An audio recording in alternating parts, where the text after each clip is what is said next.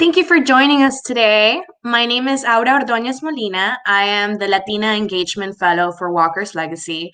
I'm pleased to serve today as your moderator. Named in honor of Madam C.J. Walker, Walker's Legacy was created with a mission to cultivate an ecosystem of access designed to inspire, equip, and engage a global network of professional and entrepreneurial women of color. You can learn more about Walker's Legacy by joining us online at www.walkerslegacy.com. The Cowork and Connect virtual morning chat series is aimed to learn the best practices for remote work and the importance of mentoring, staying sharp while staying in financial planning for small businesses and self-care routine tips during this time of quarantine and social distancing. So let's get started with today's program. Today's guest is Carmen. Brianna Carmen is the Director of Organizing and Partnerships for Volto Latino Foundation. She is one of the youngest Latinas in the nation to manage a successful U.S. congressional race at the age of 21. Brianna later worked on a historic Senate race in Texas, coordinating events that engaged tens of thousands all over the Lone Star State. Those efforts garnered millions of views on social media and were featured in prominent media outlets such as the New York Times, the Wall Street Journal, and the Washington Post. Brianna has maintained her passion of connecting voters with opportunities to exercise their voice at Voto Latino Foundation. Her current work at Voto Latino Foundation focuses on managing the campaign team, tasked with building up the organization's volunteer network all over the country. She is also a leader in Voto Latino Foundation's voter registration programs, works to engage grassroots, corporate union, and celebrity partners to support efforts that registered over 600,000 individuals for the 200 general election and provided thousands of rides to their polls. Her creative work directly supported the Voto Latinos Influencers Program, which is currently a finalist in the Best Influencer Impact category for the 2021 PR Week Awards. So welcome, Brianna. Thank you for being here. Hi, good morning. Thank you so much for having me out on Walker's Legacy. A huge thank you to you all as well. It's a pleasure to have you. We're so excited to have you join us.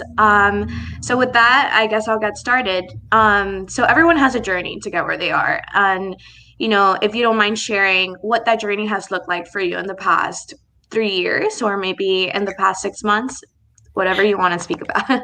Sure. So I think, whenever I try to distill my life and what I've worked on and what excites me and what energizes me, it is never a straight line. It's always like topsy-turvy. There was this and then this and this. And I think that's really true to what a lot of people experience, especially as, they're trying to figure out what works best for them and what they're excited about.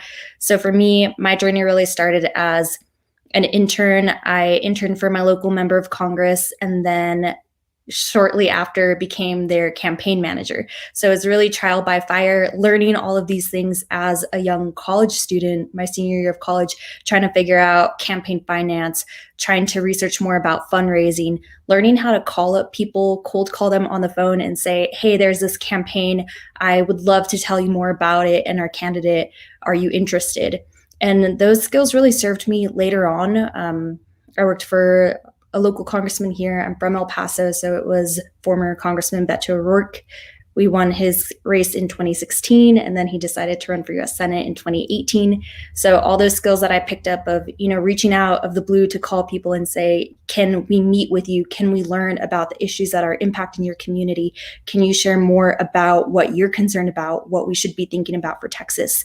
It was a really amazing experience to have, especially so young, to be in a leadership role and to say, these are the issues that I care about. And I want to ensure that we're being thoughtful about bringing different people from different backgrounds to join us for these events, hearing different people's stories and making sure that as we build up this whole monster, really this startup, campaigns last for 18 months and you build them from scratch, that we're being thoughtful of trying to engage everyone and really bringing that ethos to Voto Latino, where now we revamped our volunteer program. And the idea is that anyone, anywhere can volunteer, and just making that idea of civic engagement and participating in your democracy and learning about politics and how they impact you a little bit more accessible is really what I wake up to do every day. Absolutely. That's brilliant. And I guess that really leads me into my next question because there's almost like this myth that there's a Latino voter apathy when it comes to showing up to the polls. And, the work that you do is also a form of activism. And I wanted to ask you what motivates you and how you talked a little bit about how you get started, but what really brought you there? Did you have some sort of mentor that really, shed a lot of light on those things? Sure. So, hearing about the Latinx community and voter apathy is one thing that's frustrating because it assumes that people are making the decision to opt out of our political experience. And for some folks, that might be true. And for other individuals, there is a whole history of, Democratic white primaries, of literacy tests, of poll taxes that made it really challenging for people to want to participate in this democracy or feel like it's for them. So you have that entire context really shrouding the idea of political participation today. And, really focusing on that and thinking, I myself coming from the border as a Latina, pretty unheard of for me to be in some of these rooms, especially with leadership positions at these tables, and just realizing that, for me to be there, I had to have a lot of help. People who you wouldn't traditionally expect, members of Congress, their chiefs of staff, district directors, really taking me under their wing and opening doors, and being thoughtful of, there's this person, she's interested in politics. I don't come from a family of donors. My parents weren't really politically engaged until I started doing this. So all of those barriers made it really difficult, and it made me even more grateful to have some of those amazing mentors or people in the community who were thoughtful of me as a young person coming up in this space and wanting to make room. So I know that's not traditionally how it happens for a lot of individuals. So I'm really grateful for that unique piece to my story. And on the other hand, realizing that, it's been thousands of hours of blood, sweat, and tears, and working in a space that you are so deeply passionate about these issues because you see them either affecting yourself, your family, your friends. And it's so challenging because there are days where, what you're facing is really traumatic. These issues, you're feeling them because they impact you personally. And I don't know what else I would be doing if not this. It's kind of that cost benefit analysis where, if I didn't work in this civic engagement or in this political advocacy space, what would I be doing? I am still really interested in all these issues, whether it be student loan debt, whether it be immigration and a pathway to citizenship for individuals who receive DACA, whether it be, the weather that we just saw hit my home state of Texas, and understanding that a lot of people are suffering because of private business interests that, deregulated the grid and made it challenging for Texas to have regulations that ensure that people have access to heat and electricity during this time when they've been facing snow, climate change. So it's just all of these issues that you start to see lining up and realize that they connect very well to voter apathy, where if you're not out there pushing for accountability from your elected officials, sharing that these issues are important to you, they kind of fall to the wayside. And that traditionally has impacted communities of color. And that's something that I can't go to bed, being complicit in or walking away from. Thank you so much for sharing that, Brianna. I wanted to ask you more as well on your work with Volto Latino. We're living through very interesting times.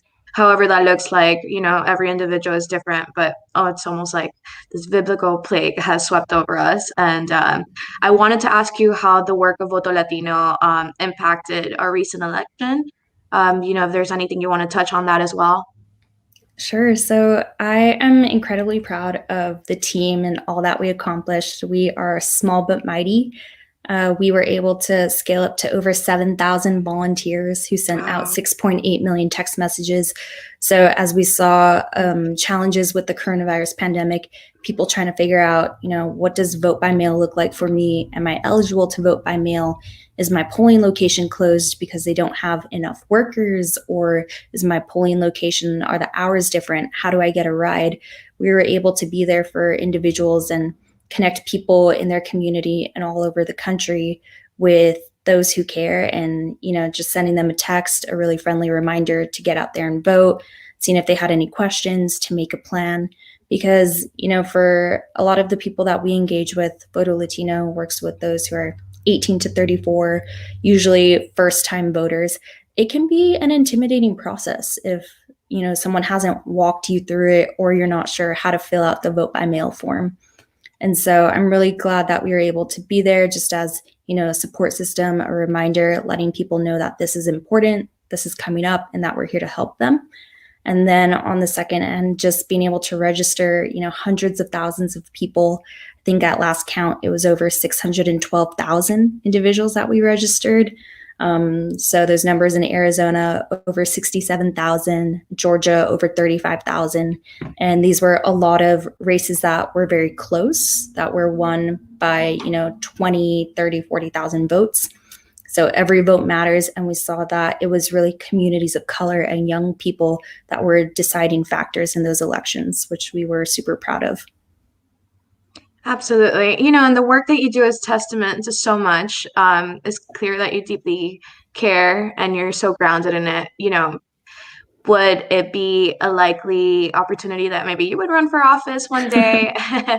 And what do you recommend, for someone that has your background and that wants to explore a career in this area and they really feel passionate about it? If somebody were to pick your brain about that, what would you suggest?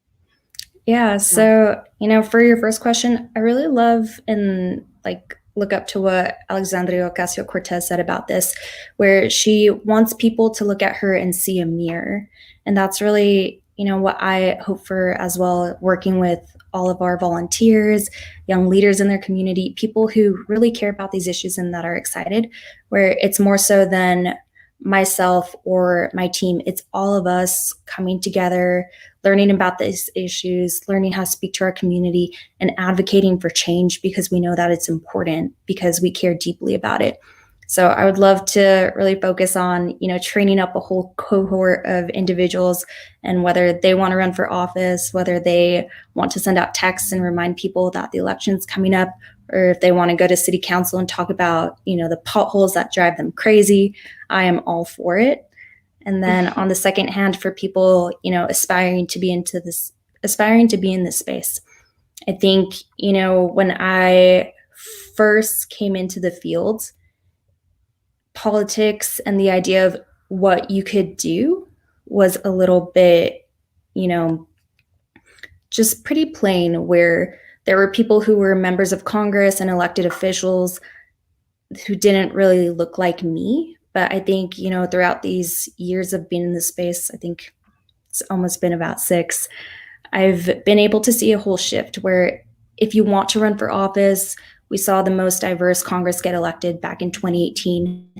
A bunch of women are running now. Individuals of color are running at greater numbers now, which is really exciting.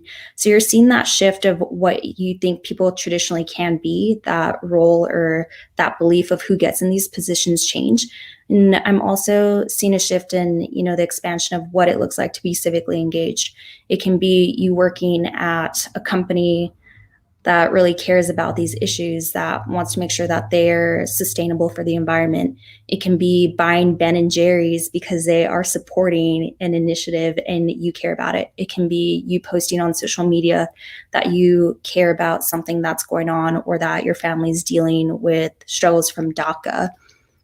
It looks like a lot of different things. So what I would recommend to people is look into that. It's not a one size fits all. There are many different ways to be engaged, and, hang out with it. It can be videos that you're making on Instagram Live. It can be protests, rallies, marches. It can be writing letters. It doesn't have to traditionally look like a white man running for office. It can be very different, and it can be suited to fit you. And even just having these conversations with your friends and family is making a difference. Absolutely. Thank you for this wonderful conversation, Brianna. How can people stay in touch with you? Sure. So you can follow us at Volto Latino on Twitter, Instagram, and Facebook. You can also email me. My email address is really simple. It's Brianna, with 2 N's, Brianna, at votolatino.org. And I am always happy to answer questions, have virtual coffee, and just help make space for more people, because I feel like you should be in these rooms as well. Absolutely. Thank you so much for your time. Walker's Legacy Programming looks to bring you more insightful opportunities for conversations like this and community, and we hope that you found today's conversation a special hangout opportunity and dialogue. And we hope to see you at future Walker's Legacy programmings, and you can visit us at www.walkerslegacy.com for our latest activities. Thank you so much, Brianna. Bye. Thank you.